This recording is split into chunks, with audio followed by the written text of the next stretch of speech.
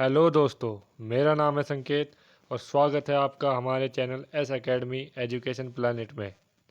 मैं आपको बताऊंगा 1000 जीके के प्रश्न जो कि SSC, CGL, CHSL, railway group D, railway NTPC, banking exams, MPSC, BPSC आदि कॉम्पिटिटिव एग्ज़ाम के लिहाज से काफ़ी महत्वपूर्ण है। ये हमारी सीरीज का पार्ट 2 है। पार्ट 1 हम पहले बना चुके हैं। तो चलिए ज़्यादा बातचीत ना करते हुए वीडियो को आगे बढ़ाते हैं। किस चोल राजा ने मालदीव को जीता? तो जिस चोल राजा ने मालदीव को जीता उसका नाम था राजराज चोल प्रथम। औरंगजेब की मृत्यु कहाँ हुई? औरंगजेब की मृत्यु अहमदनगर में हुई जब वह दक्षिण भारत के अभियान पर था। अकबर ने किस जैन गुरु को जगत गुरु की उपाधि दी? तो अकबर ने जैन गुरु थे हरिविजय सूरी, उनको जगत गुरु की उपाधि दी। देवगिरी को सर्वप्रथम किसने जीता? तो देवगिरी को सर्वप्रथम जीता था अलाउद्दीन खिलजी ने। मजमा उल बहरीन की रचना किसने की? मजमा उल बहरीन की रचना दारा शिकोह ने की, जो कि औरंगजेब का भाई था। इसके द्वारा उसने सभी धर्मों की एकता को जानने का प्रयास किया। इसके बारे में कहा जाता है कि यदि यह औरंगजेब से विजयी हो गया होता तो आज भारत का इतिहास कुछ और ही होता। धर्मट का युद्ध किसके मध्य हुआ? धर्मट का युद्ध दारा शिकोह और औरंगजेब के मध्य हुआ। दारा शिकोह सभी धर्मों को समान मानता था और औरंगजेब केवल इस्लाम को मानता था। इस कारण दोनों में काफ़ी नफ़रत का भाव पैदा हो गया था और जिसका परिणाम ये धर्मट का युद्ध हुआ और इस युद्ध में दारा शिकोह की बुरी तरह से हार हुई। जिंदा पीर किसे कहा जाता है? जिंदा पीर औरंगजेब को कहा जाता है क्योंकि यह धर्मांध नीति का अनुसरण करता था। पुर्तगाली भारत कब आए? पुर्तगाली वास्को डी गामा के नेतृत्व में सन 1498 को भारत आए, जहां पर यह कालीकट में इनका जहाज उतरा और वहां पर राजा जमोरीन ने इनका स्वागत किया। अंग्रेज भारत कब आए? अंग्रेज भारत आए 1600 ईस्वी में, जब सर टॉमस रो जहांगीर के दरबार में आए थे। डच भारत कब आए? डच भारत आए थे 1602 ईस्वी में। फ्रांसीसी भारत कब आए? फ्रांसीसी भारत आए थे 1664 ईस्वी में और फ्रांसीसियों ने ही सबसे ज़्यादा अंग्रेज़ों को व्यापार के मामले में टक्कर दी। स्वीडिश भारत कब आए? स्वीडिश भारत आए थे 1731 ईस्वी में। और अब कुछ अंतर्राष्ट्रीय सीमाएं। रेड क्लिफ रेखा किसके मध्य है? रेड क्लिफ रेखा भारत और पाकिस्तान के मध्य है। भारत और चाइना के मध्य जो रेखा है उसे मैकमोहन रेखा के नाम से जाना जाता है। हरित क्रांति किससे संबंधित है? हरित क्रांति खाद्यान्न से संबंधित है। श्वेत क्रांति किससे संबंधित है? श्वेत क्रांति दूध से संबंधित है। नीली क्रांति किससे संबंधित है? नीली क्रांति मत्स्य उत्पादन से संबंधित है। भूरी क्रांति किससे संबंधित है? भूरी क्रांति उर्वरक उत्पादन से संबंधित है। रजत क्रांति किससे संबंधित है? रजत क्रांति अंडा उत्पादन से संबंधित है। पीली क्रांति किससे संबंधित है? पीली क्रांति तिलहन से संबंधित है। कृष्ण क्रांति किससे संबंधित है? कृष्ण क्रांति बायोडीजल से संबंधित है। गुलाबी क्रांति किससे संबंधित है? गुलाबी क्रांति झींगा मछली के उत्पादन से संबंधित है? लाल क्रांति किससे संबंधित है? लाल क्रांति टमाटर या मांस के उत्पादन से संबंधित है। बादामी क्रांति किससे संबंधित है? बादामी क्रांति मसाला उत्पादन से संबंधित है। सुनहरी क्रांति किससे संबंधित है? सुनहरी क्रांति फल उत्पादन से संबंधित है। अमृत क्रांति किससे संबंधित है? अमृत क्रांति नदी जोड़ो परियोजनाओं से संबंधित है। कौन सा तत्व सबसे ज़्यादा सक्रिय है?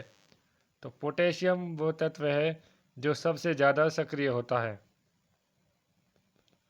सौरमंडल की खोज किसने की? सौरमंडल की खोज कोपरनिकस ने की। सर्वप्रथम इन्होंने यह बताया कि सूर्य ब्रह्मांड का केंद्र है और पृथ्वी इसके चारों ओर चक्कर लगाती है। धार्मिक भावनाओं का विरोध बताकर इन्हें इसी बात के लिए फांसी दी गई। भारत में निर्मित पहला उपग्रह प्रक्षेपण, इसका शॉर्ट फॉर्म है SLV। न्यूटन का गति का प्रथम नियम क्या कहलाता है? न्यूटन का गति का प्रथम नियम जड़त्व का नियम कहलाता है। गति का प्रथम नियम कहता है कि यदि किसी वस्तु पर फोर्स न लगाया जाए तो वह इसी अवस्था में रहेगी जिस अवस्था में वह है, और उसे उस अवस्था से हिलाने के लिए एक फोर्स की या एक बल की जरूरत पड़ेगी। कलिंग युद्ध का वर्णन अशोक के किस शिलालेख में है? यह अशोक के 13वें शिलालेख में है। इस युद्ध के बाद अशोक ने बौद्ध धर्म को अपनाया। मोनालिसा किसकी अमर कृति है? मोनालिसा, ये तो सभी जानते हैं, लियोनार्डो डा विंसी की अमर कृति है। बनी ठनी किस चित्र शैली से संबंधित है? यह किशनगढ़ शैली से संबंधित है। सौरमंडल का सबसे ऊंचा पर्वत कौन सा है? सौरमंडल का सबसे ऊंचा पर्वत निक्स ओलंपिया है। सौरमंडल का सबसे ऊंचा पर्वत निक्स ओलंपिया किस ग्रह पर है? तो निक्स ओलंपिया मंगल ग्रह पर स्थित है। मोहम्मद गोरी को माउंट आबू के पास किसने हराया? मोहम्मद गोरी को माउंट आबू के पास भीमदेव सोलंकी सेकंड ने हराया। पृथ्वीराज चौहान के हाथों भी इसकी हार हुई थी, परंतु जयचंद के धोखे के कारण पृथ्वीराज चौहान इससे हार गए। भारतीय राष्ट्रीय कांग्रेस का 1896, यहाँ पे 1896 होना चाहिए, टाइपिंग मिस्टेक हो गई है, इसके लिए मैं आपसे क्षमा चाहता हूँ। भारतीय राष्ट्रीय कांग्रेस का 1896 अधिवेशन किसके लिए प्रसिद्ध है? क्योंकि इस अधिवेशन में ही पहली बार भारत का राष्ट्रीय गीत वंदे मातरम गाया गया।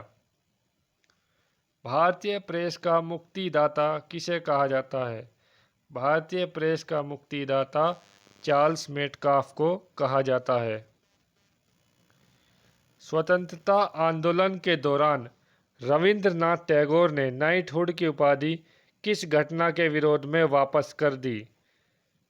जलियांवाला बाग हत्याकांड के विरोध में रविंद्रनाथ टैगोर ने नाइटहुड की उपाधि को वापस कर दिया। जलियांवाला बाग हत्याकांड 13 अप्रैल 1919 को पंजाब के अमृतसर में हुआ, जहां कुछ शांतिपूर्ण सभा चल रही थी और वहां पर जनरल डायर ने आकर गोलियां बरसाई थी। मुस्लिमों के लिए अलग मतदाता दल कानून कब लागू हुआ? यह लखनऊ अधिवेशन 1916 में लागू हुआ। भारत में पहली यूरोपीय बस्ती कहाँ स्थापित हुई? भारत में पहली यूरोपीय बस्ती कोच्चि में स्थापित हुई। किस राज्य ने अंग्रेजों को मुक्त व्यापार के लिए सुनहरा फरमान जारी किया? तो ऐसा करने वाला राज्य गोलकुंडा था। किस युद्ध के दौरान सलबाई की संधि हुई? सलबाई की संधि प्रथम अंगल मराठा युद्ध के दौरान हुई। बक्सर का युद्ध किस किस के बीच में लड़ा गया? बक्सर का युद्ध मीर कासिम, शुजाउद्दौला, शाह आलम सेकंड और अंग्रेजों के बीच में लड़ा गया। भारतीय शिक्षा का मैग्ना कार्टा किसे कहा जाता है? भारतीय शिक्षा का मैग्ना कार्टा वुड डिस्पैच को कहा जाता है। वर्नाक्यूलर प्रेस अधिनियम और शस्त्र अधिनियम किसने पास किया? लॉर्ड लिटन। वर्नाक्यूलर प्रेस अधिनियम, इसमें प्रेस पर तरह तरह की पाबंदियां लगा दी गई, सेंसरशिप लागू की गई। और शस्त्र अधिनियम, इसमें भारतीयों के साथ भेदभाव किया गया। भारतीयों को शस्त्र रखने का अधिकार नहीं था, जबकि अंग्रेजों को शस्त्र रखने का अधिकार दिया गया। किस वायसराय की हत्या उनके कार्यकाल के दौरान हुई? लॉर्ड मेयो की हत्या उनके कार्यकाल के दौरान शेर अली अफरीदी नामक युवक ने कर दी। भारतीय टंकण